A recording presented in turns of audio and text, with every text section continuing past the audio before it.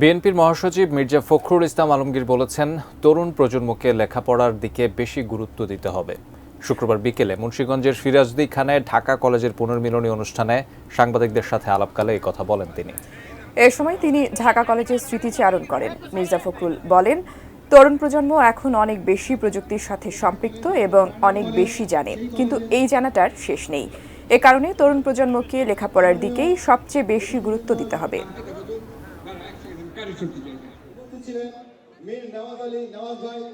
আমি ঢাকা কলেজে পড়াশোনা করেছি, সেই প্রাগৈতিহাসিক যুগ বলতে পারেন। আর 1963-65 ব্যাচের ছিলাম আমি।